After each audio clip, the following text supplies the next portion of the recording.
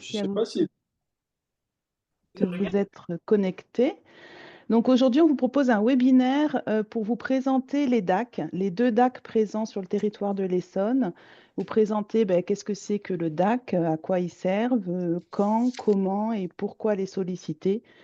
Voilà, donc pour ça, nous avons Virginie Assaï du DAC Sud et Anthony Jagot du DAC Nord qui vont d'accord. vous présenter la première Bonjour. partie. Moi, je vous présenterai ensuite un exemple concret de partenariat qui a été mis en place entre les CPTS et les DAC, toutes les CPTS de l'Essonne et les DAC. Et enfin, nous aurons le docteur Besançon qui nous présentera une solution pour transmettre vos données de santé, vos dossiers patients, notamment au DAC ou à d'autres structures, de façon sécurisée. Voilà, donc je vais laisser la parole à Virginie et Anthony. Bien, bonjour à tous. On est ravis aujourd'hui de vous présenter Bonjour. ce webinaire en collaboration avec l'InterCPTS 91. Donc, qu'est-ce que le DAC? Le DAC, c'est le dispositif d'appui à la coordination des parcours de santé complexes. On est labellisé ARS et financé par le FIR, le Fonds d'intervention régionale. Ensuite, Virginie, je te laisse prendre la main pour la suite. Oui, pardon. Donc je suis Virginie Assailly. Bonjour à tous et merci de l'organisation de ce webinaire. Pour ma part, donc, je suis référente de parcours de santé complexe au sein du DAC 91 Sud, mais aussi chargée d'animation territoriale. Et le DAC 91 Sud est porté par l'association SPES qui a aussi une particularité, c'est qu'on a aussi l'équipe mobile de soins palliatifs territoriales dans le sud de l'Essonne. Donc, au niveau des missions du DAC, donc on réalise des évaluations multidimensionnelles en concertation et en équipe pluridisciplinaire. En fait, on assure une coordination et un suivi des prises en charge en lien étroit avec le cercle de soins, puisque la mission des DAC n'a pas pour vocation, n'est pas effecteur de soins. On arrive en appui auprès des professionnels de santé qui gravitent autour des situations. On arrive aussi en appui auprès, bien évidemment, du patient, de ses proches aidants ou non. Et on essaye de maintenir ce domicile avec les professionnels qui gravitent autour du patient et de faire le lien aussi avec la ville et l'hôpital. On effectue des évaluations multidimensionnelles à domicile. On appuie à la structuration des parcours, ça je l'ai dit, et on élabore en fait un plan d'action personnalisé sous forme d'un compte rendu que on envoie. Alors, on en parle bien évidemment avec le patient, avec la personne concernée, et s'il en est d'accord, on voit avec lui à qui nous pouvons envoyer ce compte rendu, puisque c'est le patient avant tout qui reste décisionnaire de sa propre prise en charge et qui est acteur au sein de son parcours et qui décide à qui on doit transmettre les informations médicales ou médico-psychosociales. Et on a un rôle d'observatoire au niveau du territoire sur les parcours, les ruptures de parcours en tout cas. Donc le DAC, en résumé, voici un petit peu l'état des lieux. Notre fiche d'identité, on repose sur plusieurs principes. Tout d'abord, c'est ce que a dit un petit peu Virginie juste avant, respect des droits de l'usager et de ses souhaits.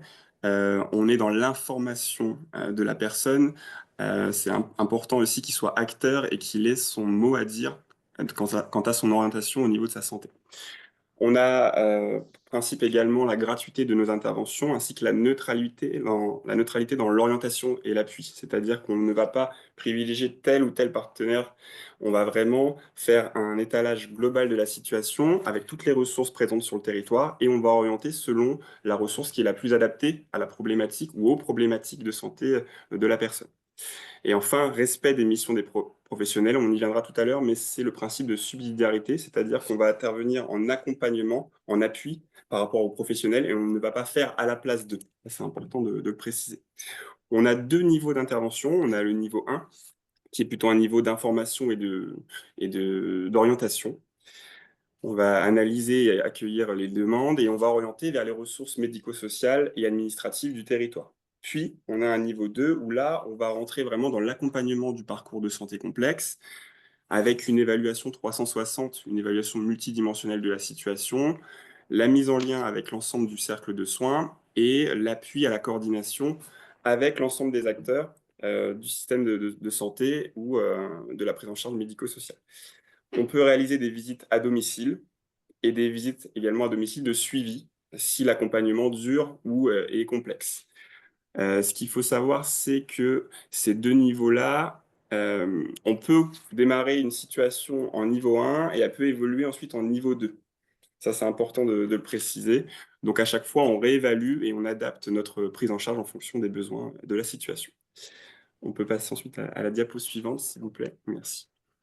Le DAC, si vous deviez retenir quelques éléments, pourquoi on existe? On existe tout simplement pour appuyer les parcours de santé dès lors qu'il y a une ou des complexités qui peuvent être ressenties.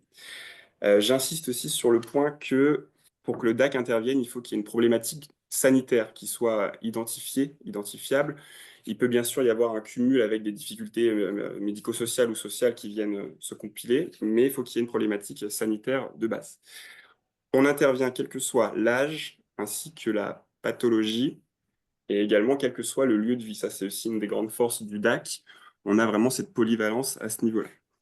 Le DAC s'adresse à qui? Il s'adresse à la fois aux professionnels du champ sanitaire et médico-social, à la fois aux patients, mais également aux aidants.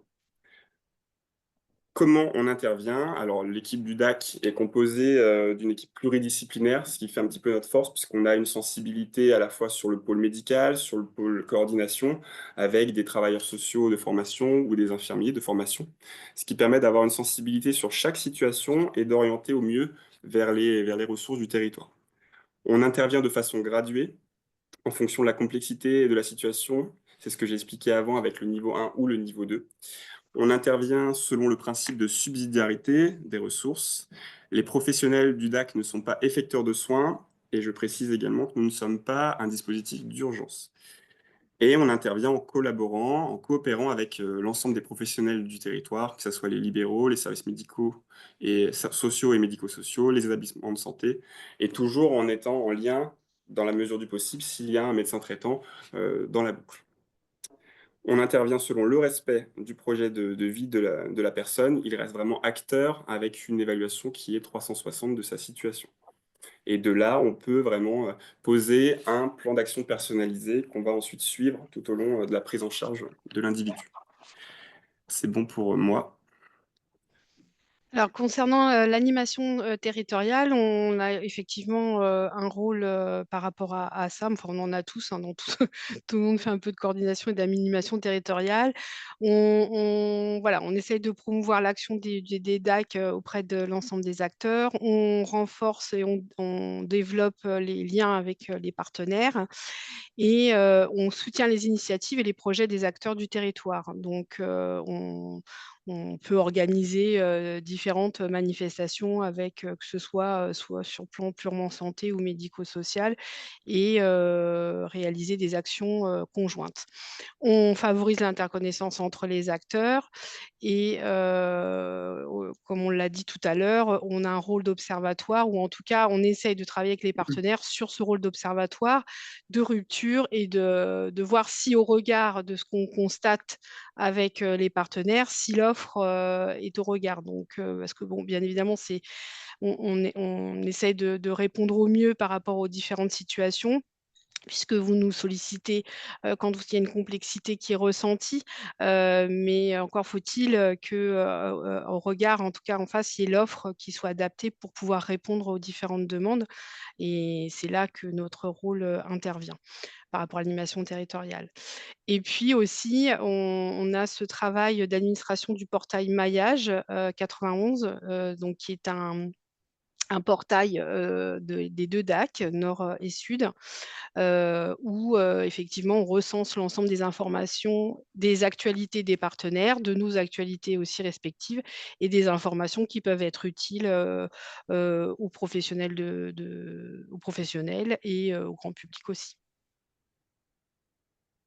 Donc voilà, pour poursuivre les propos de Virginie, justement, vous avez un focus sur le portail Maillage 91. Donc c'est un portail qui est départemental et qui est une plateforme donc santé et autonomie. aller à destination donc, des professionnels de santé, du médico-social, mais également du social.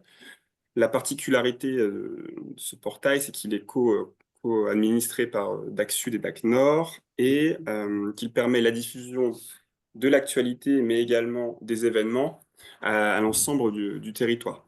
Ça permet d'avoir donc du coup une meilleure lisibilité de l'offre de soins et des actions qui sont menées sur le territoire. Et si vous regardez un petit peu la diapo sur la partie droite, on a plusieurs parcours qui sont co-construits avec les partenaires et qui nous permettent d'avoir, nous, en tant que professionnels, et vous aussi, une meilleure lisibilité et d'avoir surtout des contacts. Souvent, on peut être un peu perdu avec cette multitude de dispositifs ou d'acteurs, et du coup, le but de ces parcours, c'est de se focaliser sur une même fiche, euh, l'ensemble du parcours avec l'ensemble des interlocuteurs pour qu'on puisse se repérer et avoir une meilleure lisibilité. Et donc, vous avez l'adresse mail, enfin, l'adresse du site en bas à gauche, maillage 91. Alors là, vous pouvez voir les deux territoires d'intervention du DAC Nord sur 46 communes du Nord-Essonne et nous sur le DAC Sud, 148 communes du Sud-Essonne. Pour autant, en fait, il y a le même nombre d'habitants, à quelque chose près. Comme vous pouvez le voir, le territoire du Nord-Essonne est plus concentré avec beaucoup plus de population. Et nous, à contrario, on a un territoire beaucoup plus étendu avec notamment des difficultés, surtout dans le sud de l'Essonne, d'accès de transport, pour se déplacer. C'est un petit peu plus complexe à ce niveau-là pour nous. Et vous avez nos coordonnées des deux DAC avec l'adresse mail générique, je précise. On va maintenant aborder deux cas pratiques pour que vous ayez un petit peu des infos sur ce qu'on peut rencontrer, les situations qu'on peut traiter au quotidien avec les équipes. Je vais commencer par un premier cas pratique pour le DAC Nord et après Virginie fera un cas pratique pour le DAC Sud. Donc on va partir un petit peu du tableau, de la situation. Donc Madame R, 81 ans, veuve isolée, antécédent de cancer du sein, prurigo, lésions cutanées extensives, hémorragie digestive, des troubles cognitifs débutants et un syndrome dépressif. Elle a malheureusement des chutes à répétition avec plusieurs hospitalisations, une incurie corporelle et du logement. Elle refuse de voir son médecin traitant et donc on assiste à une dégradation rapide de la situation et de son autonomie. On a été sollicité par qui? Donc, on a été sollicité par l'IDEL, l'infirmière libérale. Pourquoi? On a été sollicité pour plusieurs motifs. Tout d'abord, incurie, plaie cutanée, suspicion de début d'escar. Elle est opposée aux soins. Donc ça, c'est important parce que ça va être à prendre en compte dans notre approche par la suite. Elle ne se lève plus et elle rampe au sol. Rupture des interventions du SAD, étant donné que l'accès au domicile devient compromis. Et les attentes de l'orienteur, donc de l'IDEL, c'est orienter la patiente vers une hospitalisation. On a fait du coup un petit peu, nous, l'état des lieux avec le cercle de soins pour réunir toutes les informations nécessaires. Donc en l'occurrence, il y avait un médecin traitant, il y avait l'IDEL, il y avait le GHNE Longjumeau, un cardiologue, psychiatre CMP, SAD et oncologue. Et au niveau de l'entourage de madame, on avait 3 fils d'une première union, dont un enfant aidant. Voilà. On va passer maintenant aux actions du DAC. Comment on a pris en charge cette situation? Donc tout d'abord, on a réalisé une évaluation multidimensionnelle au domicile avec une référente de parcours qui était assistée de notre médecin coordinateur. Ensuite, on est passé en concertation avec le médecin traitant et l'IDEL. On a pris contact avec le GHNE pour organiser un bilan gériatrique en urgence. On a pris ensuite attache auprès de madame pour négocier, pour organiser une consultation et planifier les transports entre son domicile et le GHNE. Un plan de soins a été mis en place avec le gériatre et l'assistante sociale référente, ce qui a permis aussi d'avoir un appui à l'organisation et d'organiser de manière sécuritaire le retour à domicile. Souvent, c'est aussi là le lien hôpital-ville, ou le lien du moins hôpital-retour à domicile, qui est à sécuriser, qui est important pour éviter les cas de rechute notamment. On a mis en place ensuite avec l'IDEL en appui au médecin traitant et recherche d'un nouveau lien. Étant donné que le lien avait l'air rompu entre le médecin traitant et la patiente, eh bien, il a fallu rechercher un nouveau médecin traitant pour de nouveau avoir une situation confort et surtout éviter une rupture de soins dans les semaines ou dans les mois à venir. On passe maintenant au rôle du GHNE dans cette situation. Donc, il y a eu bien sûr l'intervention du gériatre dans l'optimisation du parcours et dans l'anticipation d'une future dégradation si jamais il y avait un retour au domicile. Il y a eu un bilan HDJ, la planification des soins et la réorientation de la personne vers le cercle de soins. Il y a eu une mise sous protection avec la mandataire, notamment, qui a été initiée, et une réévaluation globale de la prise en charge APA. Le but aussi était de remettre en place un service d'aide à domicile qui soit efficace, avec un désencombrement et un nettoyage du domicile pour que le SAD puisse intervenir en confort. Voilà pour le cas du DAC Nord. Merci Anthony. Donc là, je vais vous présenter un cas pratique donc du DAC Sud. Donc c'est monsieur H, 36 ans, qui vit seul. C'est un patient en fait qui est arrivé en France en 2018, qui est arrivé pour son travail. Et on va voir que tout au long de son parcours, c'était beaucoup son travail qui l'a poussé, on va dire, par rapport à ses soins. En 2019, il y a eu une découverte d'un adénocarcinome libercunien suite à des épisodes de diarrhée importante avec des douleurs abdominales. On va, au fur et à mesure du parcours, se rendre compte qu'il y a eu une consultation cogénétique. Donc, ce patient était aussi porteur de mutations très rares, le syndrome de Bloom, ce qui fait qu'il y avait une très forte intolérance aux chimiothérapies. Ah, On a perdu Virginie.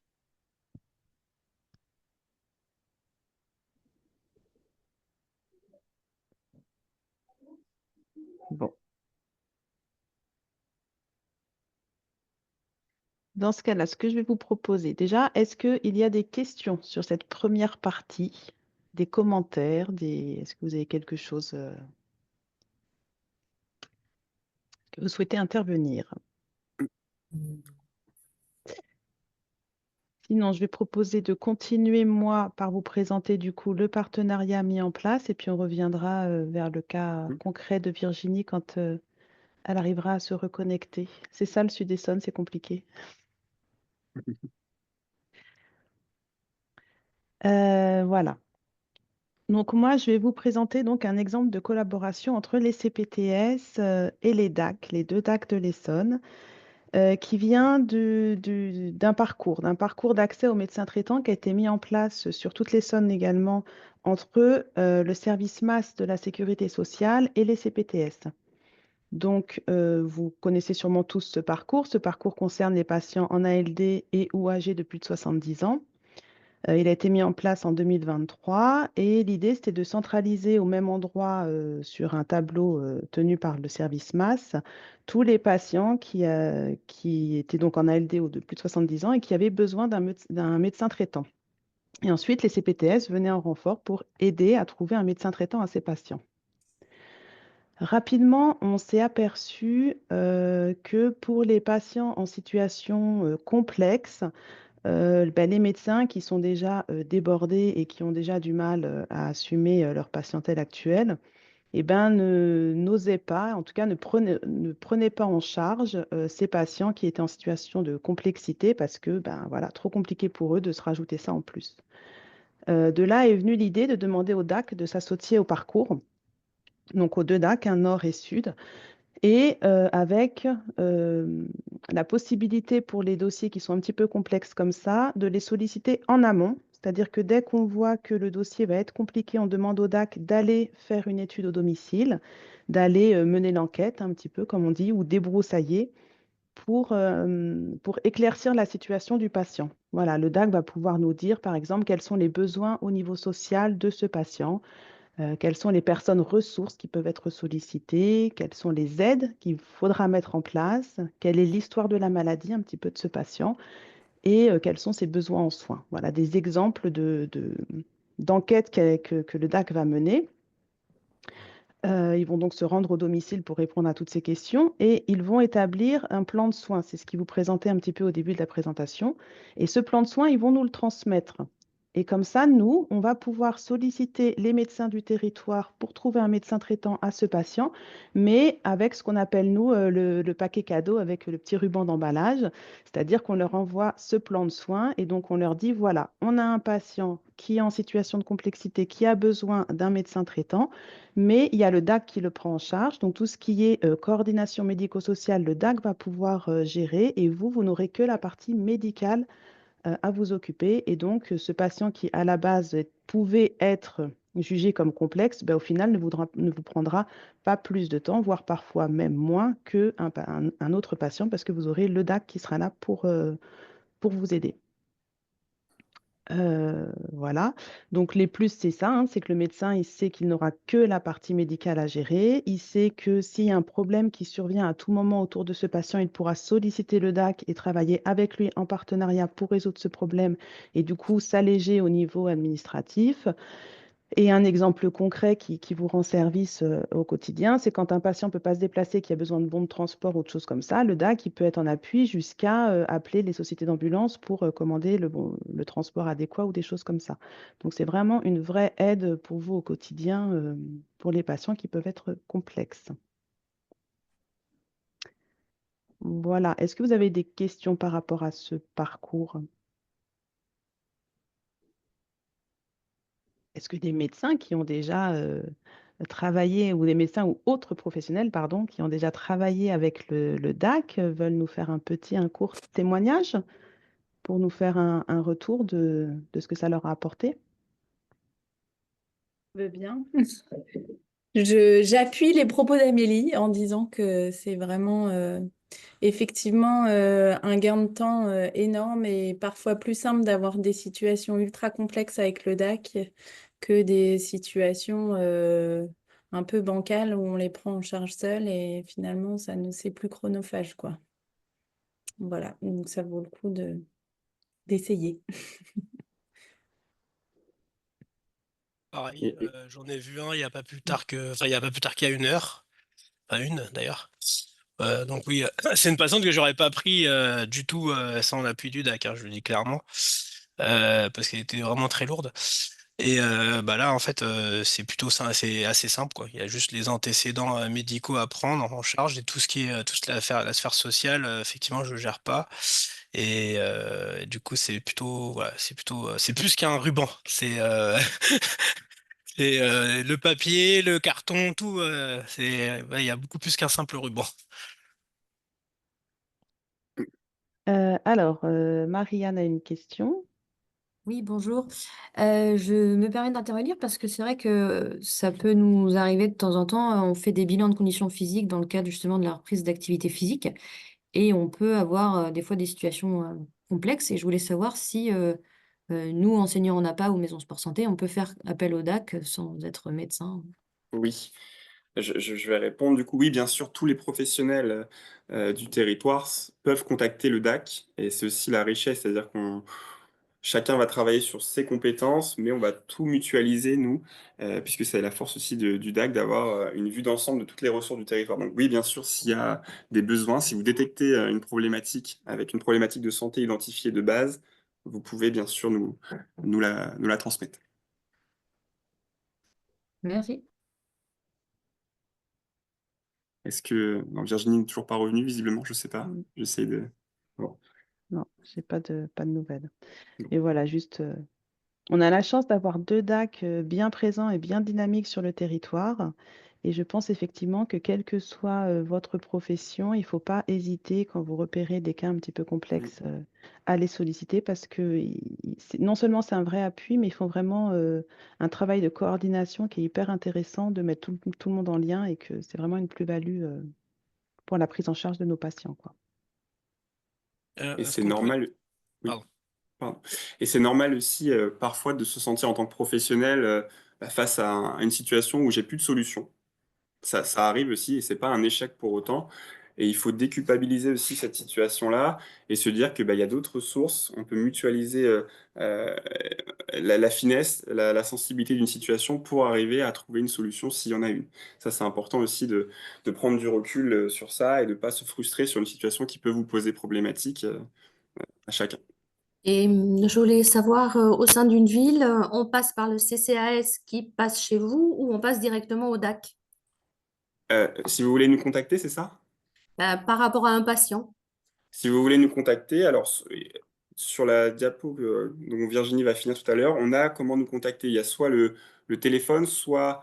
ouais, très bien, exactement. En cas d'une demande d'appui, si vous voulez nous solliciter pour une situation, vous pouvez soit contacter en fonction de votre territoire. Vous vous situez où, vous, madame? Non, à Verrières-le-Buisson. Et donc, je trouvais que déjà, il y a le CCAS qui est un point de départ. Oui. Donc, est-ce qu'on passe d'abord par le CCAS et par vous ou directement par vous? Voilà. Alors, si vous, vous avez déjà... parce que la situation, il faut déjà voir un petit peu la situation de la patiente ou du patient. Quelles sont les problématiques déjà? Mm, mm. Par contre, quand vous allez nous contacter, vous pouvez déjà informer l'assistante de coordination que vous aurez au téléphone ou par mail de votre attache auprès du CCAS pour qu'elle soit déjà au courant et qu'il n'y ait pas un doublon en fait au niveau des tâches. Ça, c'est important aussi. D'accord. Mm, mm. Donc, quand vous nous contactez, l'assistante de coordination va construire avec vous une fiche d'évaluation avec les informations que vous allez lui donner. Et nous, ensuite, on va staffer en équipe cette situation-là. Mais si déjà vous, vous avez déjà des billes avec les actions que vous avez déjà mises en place de votre côté, nous, déjà, on gagne du temps aussi. Et d'où l'importance d'anticiper les situations. D'accord. Voilà. Merci. De rien. Arnaud? Oui. Oui, je voulais savoir, est-ce qu'on peut déclencher sur Entracte le DAC? Non, Euh, les DAC n'ont pas en tract. non. On- Les DAC n'ont pas en tract, mais on peut très bien passer par les coordinateurs des CPTS sinon. oui. D'accord, Et donc puis, on déclenche le coordinateur et après vous. Il y a une prise de contact après, oui, en effet. Ouais. D'accord. voilà. Ou sinon, juste après, Docteur Besançon va présenter une autre solution. Bonjour, j'ai une question. Je suis docteur Abichaud, médecin général pharmacie. Je Oui, suis arrivée un petit peu en retard par rapport au début de la présentation. Est-ce qu'il y a besoin d'avoir Alors, l'accord du patient et de la famille pour c'est une très bonne question. Il doit y avoir l'information et pas forcément le consentement. La D'accord. personne doit être informée que le DAC va prendre la tâche. Néanmoins, le consentement n'est pas nécessaire. Voilà. Ok. D'accord, merci. De rien.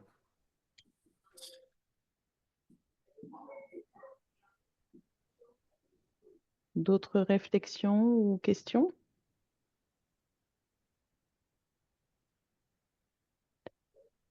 Toujours pas de nouvelles de Virginie. On va donc donner la parole au docteur Besançon. Toc, toc, toc. Je retourne. Voilà. Merci Amélie. Donc moi, je suis Fabien Besançon, je suis médecin généraliste. Alors, je suis dans le sud Essonne. J'allais faire une blague pas drôle sur nos moyens dans le sud de l'Essonne, puisque Amélie disait tout à l'heure qu'on avait perdu Amélie parce qu'elle était dans le sud. Donc moi, j'ai pas la Virginie, ouais. couleur sur mon PowerPoint, vous allez voir, hein, c'est très sobre. On n'a pas de couleur dans le sud Essonne, voilà. Non, l'idée là, c'était de vous reparler un peu des messageries de sécurité de santé. Je pense que pour beaucoup d'entre vous, c'est un sujet connu. Mais il y a peut-être voilà, peut-être que des interrogations. Il y a encore beaucoup d'idées reçues. Quand je discute avec les uns et les autres, on le voit. Alors, la plupart du temps, les idées reçues, elles sont quand même du côté des établissements de santé plus que des libéraux qui sont sensibilisés au sujet depuis un petit moment. Néanmoins, ça vaut toujours le coup de rappeler un peu tout ça. Donc, je veux bien que tu nous passes sur la slide 2 du coup. Ouais, c'est ça. Donc, une messagerie sécurisée de santé, c'est quoi? Alors, souvent, j'entends, oui, mais moi, les mails, ils sont sécurisés. Mon fournisseur d'adresse mail, il code les trucs, les échanges. Sur mon ordinateur, les données, elles sont sécurisées. WhatsApp, le flux est sécurisé. Oui, c'est vrai, mais ça va au-delà. Les messageries sécurisées de santé, c'est certes des échanges qui sont codés, qui sont sécurisés, qui sont cryptés, mais c'est aussi tout un ensemble de prérogatives et de paramétrage et de prérequis qui imposent un certain nombre de choses, et notamment sur un certain type d'authentification, des délais de verrouillage de la solution. Parce que quand j'envoie un message sur WhatsApp à quelqu'un, je ne sais pas comment est-ce qu'il verrouille son téléphone. Ça se trouve, son téléphone, il n'y a pas de code de verrouillage, tout le monde peut y accéder. Alors qu'une messagerie sécurisée de santé, au bout d'un moment, ça se verrouille, il faut rentrer de nouveau le code, il faut de nouveau s'authentifier. Les mails, c'est pareil. Je ne sais pas comment les gens, au bout de leur ordinateur, paramètrent leur ordinateur pour que ça se verrouille ou pas. Donc, les messageries sécurisées de santé, c'est ça. mais c'est aussi des lieux d'hébergement. C'est pas hébergé n'importe où, n'importe comment, sur n'importe quel type de serveur. Donc une messagerie sécurité de santé, c'est assez bien défini et c'est ce qui permet légalement d'échanger des données de santé, des données sensibles qui concernent nos patients. L'avantage aussi des messageries sécurisées de santé, c'est que comme le cahier des charges, il est régi par le législateur, il s'intègre plus facilement dans nos écosystèmes professionnels et du coup, ça permet une interopérabilité parce que il y a des prérequis sur la façon dont ça fonctionne. Je veux bien que tu passes à la diapo suivante du coup. Alors j'en ai parlé, hein, pourquoi utiliser les messageries sécurisées de santé et plus particulièrement, alors, je me focalise un peu sur MS Santé parce que MS Santé, c'est le service universel de messagerie sécurisée de santé. C'est celui qui est gratuit et mis à la disposition de tous les professionnels de santé qui est du coup celui qui est prévu dans le Ségur du numérique et qui permet à nos logiciels médicaux, nos logiciels professionnels d'être intégrés avec cette solution-là. Donc la plupart du temps, si vous avez des logiciels Ségur, dedans, vous avez une intégration de MS Santé, ce qui vous permet de l'utiliser beaucoup plus facilement dans vos outils au quotidien. Et comme on l'a dit tout à l'heure, et ben, du coup, MS Santé, c'est une messagerie sécurisée de santé. En plus, c'est celle officielle et du coup, elle respecte complètement le cahier des charges des logiciels, des solutions de messagerie sécurisée de santé. Je veux bien que tu passes à la suivante. Alors l'avantage pour les professionnels de santé, c'est que du coup, vous avez des échanges qui sont sécurisés pour des données de santé et qui vous permettent d'échanger tout type de documents en respectant à la fois la législation, mais aussi en étant sûr que ces données, elles vont pas être baladées à droite à gauche, qu'elles vont pas être accessibles à n'importe qui. Vous pouvez aussi bien envoyer du texte dans un corps de mail que des documents en pièces jointes comme des ordonnances, des comptes rendus, des protocoles. Laurence, on a ton micro qui est activé. Ça y est. Merci. Je veux bien que tu passes à la suivante, du coup. Alors, l'intégration au quotidien, pour ceux qui n'ont jamais vu à quoi ça ressemblait quand on passe pas par un logiciel métier, je vous montrerai après. Alors, soit c'est intégré dans vos logiciels métiers et du coup, c'est votre logiciel, vous le connaissez, donc c'est pas compliqué à utiliser. Soit vous utilisez une interface d'un tiers, puisque ça peut être intégré dans des solutions autres. Mais après, vous avez l'application officielle qui est gratuite et qui est mise à disposition de tout le monde, qui est Mailize. C'est celle que je vous montrerai. C'est comme un webmail que vous utilisez pour Google ou n'importe quel type de webmail, avec une interface que vous connaissez, que vous utilisez déjà pour d'autres solutions, qui est très simple d'utilisation qui est utilisable sur un ordinateur, mais aussi sur des appareils mobiles. Alors, soit sur un navigateur de tablette ou de téléphone, soit via des applications qui ont été créées pour nos appareils mobiles. Et cette application Mailize vous permet également, pour ceux qui ne l'ont pas encore, de créer votre adresse MS Santé directement avec un système qui est plutôt simplifié et qui se base sur votre CPS, votre ICPS, ou après, si vous voulez rentrer manuellement les informations. Je veux bien que tu passes la suivante. Alors, on en parle ici parce que le webinaire, c'était sur les DAC. Euh, il existe plein de solutions pour échanger des données patients. On sait tous, on le vit au quotidien avec les établissements de santé, que une solution universelle, ça n'existe pas, que chaque établissement, chaque structure souhaite utiliser sa solution à elle ou celle qu'elle a choisie. Mais pour que tout le monde se mette d'accord, c'est compliqué. Mais on a MS Santé et les adresses MS Santé, pour le coup, elles sont universelles et elles sont utilisables par tout le monde et pour tout le monde. Comme j'ai dit tout à l'heure, tous les professionnels de santé peuvent avoir une adresse MS Santé, mais également tous les dispositifs du médico-social peuvent créer des adresses MS Santé. Donc les DAC en ont, ce qui vous permet d'échanger directement avec eux des données patients de façon sécurisée. Mais nous, dans les CPTS aussi, on a créé des adresses MS Santé, donc on peut aussi échanger des données patients via des adresses MS Santé si on n'a pas Entracte, si on n'y arrive pas ou si ça bug ce jour-là.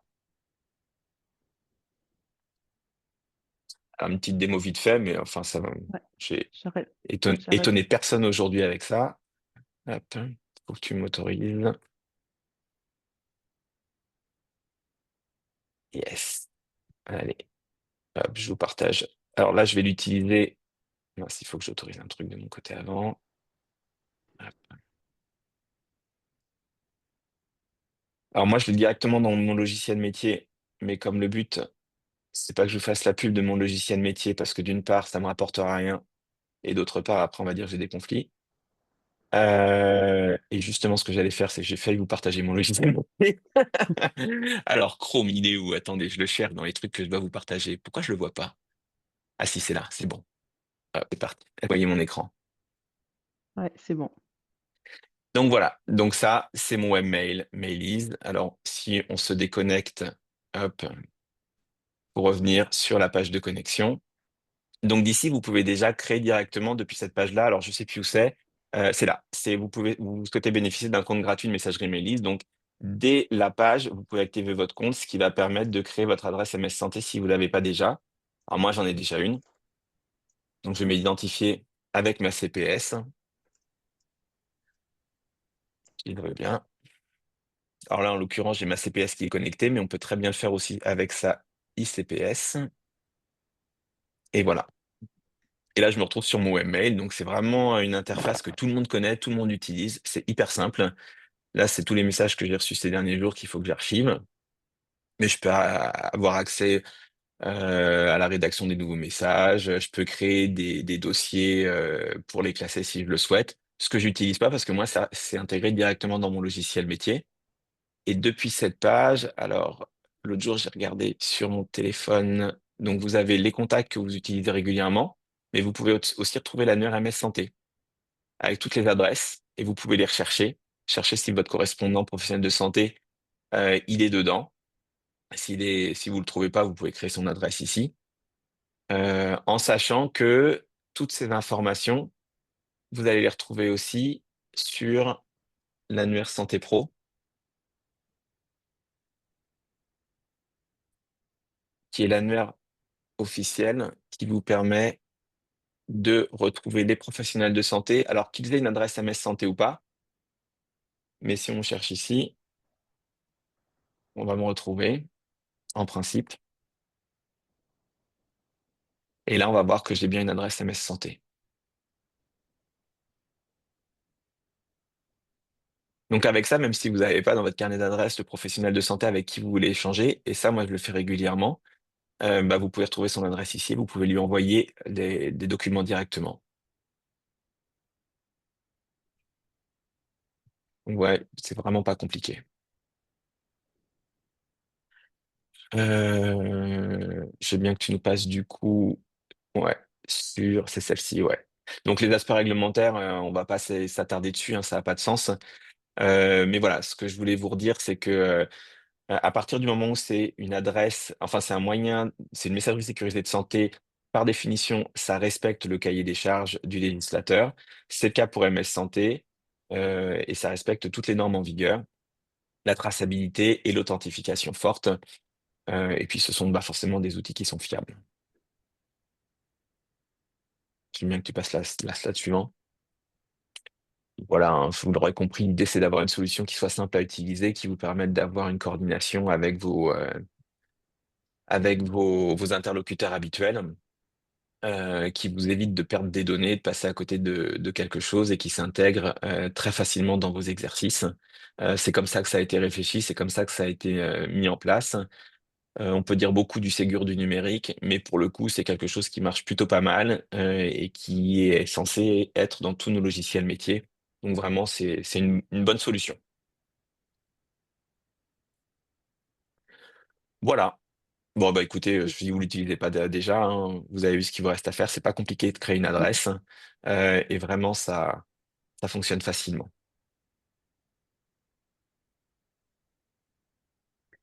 Merci. Moi, j'ai une question, s'il vous plaît. Oui. Pour, j'ai perdu ma question. Pour contacter les patients sur MMS Santé, Ouais. comment on Oui, fait? alors c'est possible maintenant, puisque à partir du moment où ils ont activé leur espace numérique en santé, on peut Mhm. communiquer avec eux sur les adresses MS Santé. Alors, ce que moi, je ne fais pas, je peux vous retrouver l'information, mais alors l'adresse, c'est le numéro d'INS, arrobase, et c'est là que j'ai un doute, je ne connais plus la fin de leur adresse mail. Ça doit Où est-ce être que je vais peut-être retrouver ça? CES Santé. Je me demande si c'est pas patient. Ouais, c'est ça, c'est ça. Alors, c'est le numéro d'INS du patient, arobase patient.mssanté.fr. Et de la même manière que du coup, quand on dépose un document dans leur espace santé, ils sont prévenus par une notification mail ou push s'ils l'ont activé sur le smartphone. Bah là, c'est pareil. Quand on leur envoie un mail via MS Santé, ils sont prévenus soit par mail, soit par notification push. D'accord. Moi, mon logiciel, il me met directement en lien avec les courriers de MMS Santé. Mais enfin, j'ai pas mal des patients qui je reçois pas leur courrier automatiquement. Donc, même des hôpitaux de Paris, par exemple, Mhm. logiquement, ils sont automatiquement liés à la MMS Santé, mais j'ai pas tout sur Ouais. mon logiciel. Donc, pour aller chercher mes courriers sur Mailiz, est-ce que je peux passer par les noms de patients ou pas pour avoir si j'ai quelque chose des reçus au nom de ce patient-là? Bah, le patient, lui, si ça a été déposé par l'établissement de santé dans son espace santé, lui il pourra te le faire suivre. Ah, Par contre, si ça a été déposé dans son espace numérique en santé, alors c'est indépendant hein, des adresses MS Santé, hein, c'est anciennement le DMP. Toi, tu peux y accéder si tu es son médecin traitant déclaré et s'il n'y est pas opposé. hmm. Normalement, tu peux récupérer des documents. Il faut juste que tu sois connecté avec ta CPS ou ta ICPS sur ton logiciel pour accéder à son DMP. Oui, ça, je le sais faire, mais par rapport à la liste de tout ce que je reçois comme courrier, enfin, Ouais. en dehors de la présence du patient avec sa carte vitale, Mhm. est-ce que je peux faire ma recherche avec le nom de patient pour avoir, si j'ai des courriers des spécialistes ou Ah, des hôpitaux de reçu? si tu as reçu dans ta boîte à toi, dans ta boîte MS Oui, Santé, si tu as reçu. Ah, d'accord, j'avais pas compris ta question. Oui, alors effectivement, moi, ça m'arrive régulièrement d'être en retard. Vous l'avez vu, hein, là, j'ai 10 jours de retard sur l'archivage de mes documents reçus par MS Santé. Mais du coup, soit dans Mailise, soit dans ton logiciel peut-être. Moi, dans mon logiciel, c'est le cas, mais dans Mailise, en tout cas, c'est possible. Tu peux faire une recherche par nom de patient pour qu'il te retrouve le mail. Enfin, si t'as reçu un mail le concernant dans ton adresse, dans ta boîte MS Santé. d'accord. Ok, Donc c'est merci. possible, ouais. Ok, merci.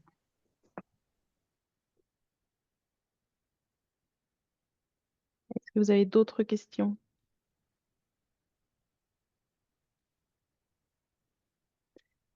Alors, c'est un peu décousu, mais on a Virginie qui s'est reconnectée. On va peut-être lui proposer de finir la présentation de son cas Ouais, je suis patient. vraiment désolée, hein. Quand je vous dis qu'on est dans un territoire très lointain. Oui, donc en fait, ce qui est important de retenir, donc on a été orienté pour ce monsieur par le patient lui-même sur les conseils de son oncologue. En premier lieu, c'était surtout pour un soutien psychologique et une problématique plus ou moins de douleur, mais qui n'était pas prégnante à ce moment-là. C'est plutôt pour une souffrance morale au tout départ. Et le monsieur attendait vraiment un besoin de soutien par rapport à sa situation. En cercle de soins, il avait par chance enfin, un médecin traitant, une infirmière. Il était suivi par un oncologue. Et au niveau de la chirurgie, par un hôpital parisien. Et ensuite, il a eu un deuxième avis à l'hôpital franco-britannique. Et ses parents vivent en Tunisie. Il avait une sœur qui était décédée d'un cancer et un frère qui habitait à proximité. Ce patient était exclusivement dans un projet curatif et il souhaitait retravailler au plus vite. D'ailleurs, il avait repassé un entretien avec un nouvel employeur et je tiens à souligner dans cette situation que l'employeur, même en connaissance de sa situation clinique, a adapté en fait son emploi du temps, son organisation de façon à ce qu'il puisse travailler et faire le maximum de télétravail. Et ça, je tiens à saluer ça. On a réalisé plusieurs visites à domicile d'évaluation. On a fait un appui social pour l'aider à rédiger son dossier MDPH.